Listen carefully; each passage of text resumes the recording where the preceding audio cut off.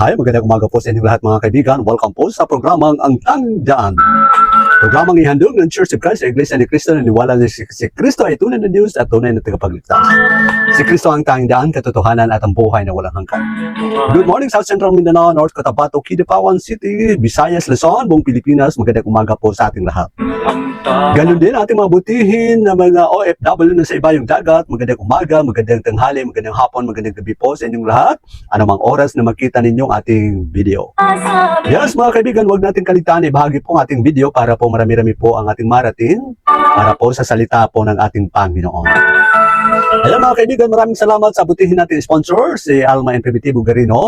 Ganun din si Ma'am Ani Gaitera ng Italy. Maraming salamat po sa walang sawang pagtulong po sa gawain ng Panginoon. Sana po pagpalain po kayo ng buong may kapal. At yun namang nais na tumulong sa atin para sa ating programa. Pwede po kayong magpadala po at sa pamagitan po ng ating mga pinansyal na tulong para po may pagpatuloy po natin ating gawain dito sa social media. Ayan, maraming salamat po at pagpalain po kayo ng buong may kapal. Yes mga kaibigan, huwag natin kaligtaan na ibahagi po ang ating Facebook account ng Tanging Daan. Ganun din ating YouTube account sa Kuya Elmer TV. Ibahagi po natin at subscribe na rin po mga kaibigan at pakiclick na rin po ang bell button po para po updated tayo sa mga panibagong video i-upload po natin. Yan. Lalo na po kung kayo po ay kaanib po ng Iglesia po ng ating Panginoon o Church of Christ na naniwala po na si Cristo ay tunay na Diyos at tunay na tagapagligtas. Yes mga kaibigan, ngayong umaga po mga kaibigan kapatid, ating po pag-aralan na salita ng Diyos ay ating po masumpungan sa unang Tesalonica 5:17. Isang liit at hindi mahabang bersikulo po.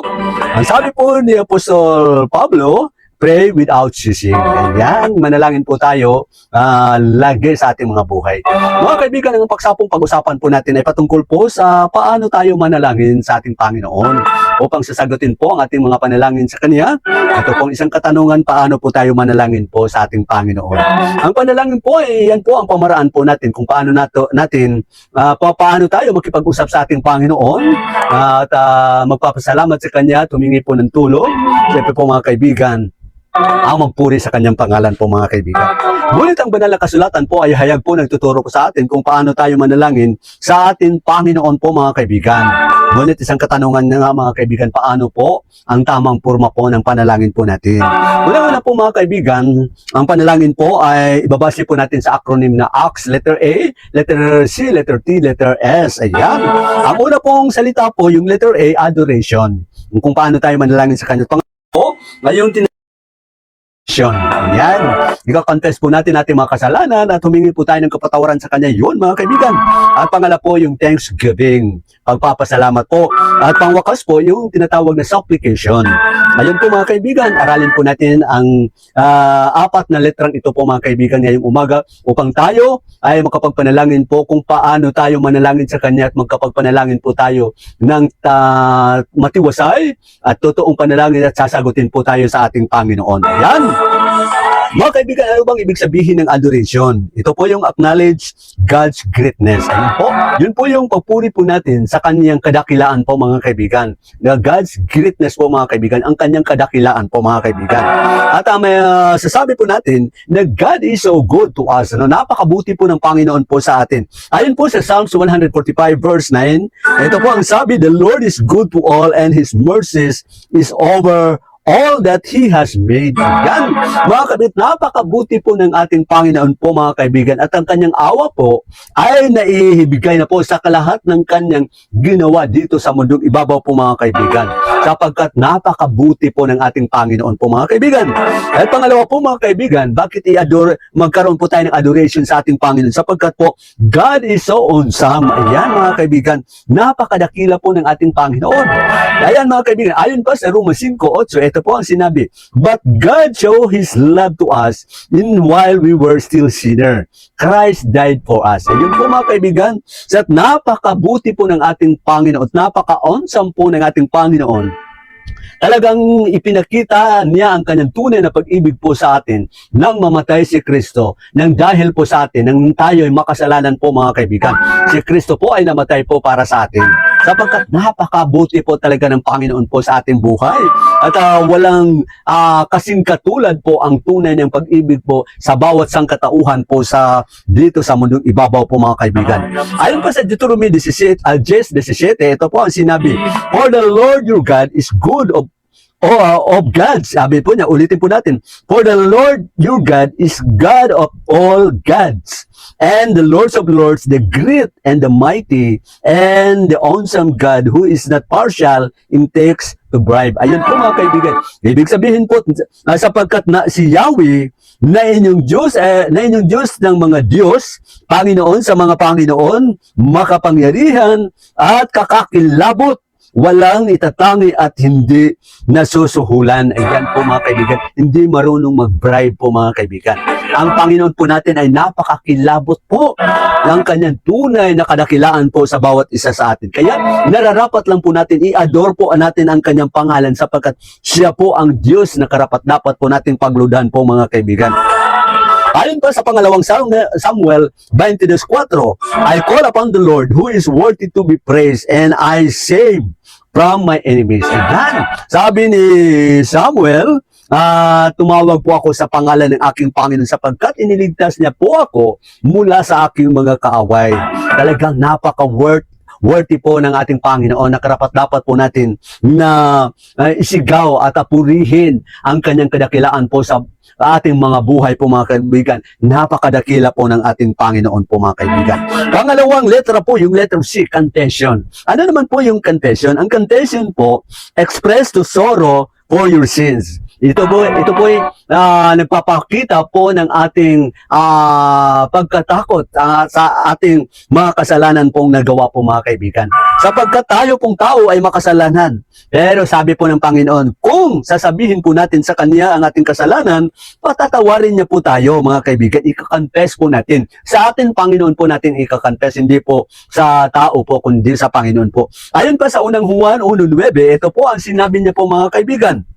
Sabi niya, "If we confess our sin, He is faithful and just to forgive our sins and cleanse us from the unrighteousness." Ayun po mga kaibigan, kung sasabihin po natin ang ating kasalanan po sa Kanya, ready po siyang patawarin po tayo mga kaibigan. At patatawarin po tayo sa ating mga kasalanan po mga kaibigan from unrighteousness. Hindi po righteous ang ating buhay nung hindi pa po natin nakilala ang ating Panginoon. Pero salamat po mga kaibigan, nakilala rin po natin ang ating Panginoon.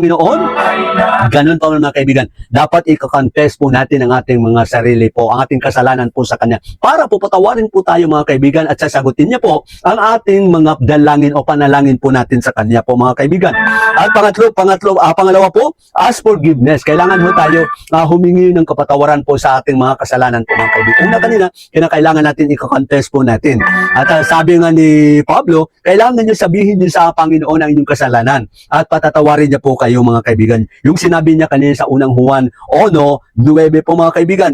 Ang sabi rin po ni Kristo sa Mateo 6:15, "But if you do forgive others their trespasses, neither will your Father forgive your trespasses." Ibig sabihin po, kung ating patatawarin po ang ating kapwa-taong nagkasala po sa atin o nagkasala po tayo sa Kanya o may kasalanan na nagawa po laban po sa atin, kailangan din po natin patatawarin po ang ating kapwa-tao para po mapatawad po tayo tulad ng pagpatawad po sa atin ng ating Panginoon po mga kaibigan. Yan ang kailangan po natin gagawin. Ito po, pangatlo po mga kaibigan na letra po, yung letter T. Ito po yung thanksgiving. Ayun po mga kaibigan, thanksgiving, thanks to God for His blessings. So, kailangan po tayo magpasalamat po sa Panginoon sapagkat kahit tayo makasalanan po, patuloy pa rin po siyang nagbibigay po ng mga bagay na kailangan po natin.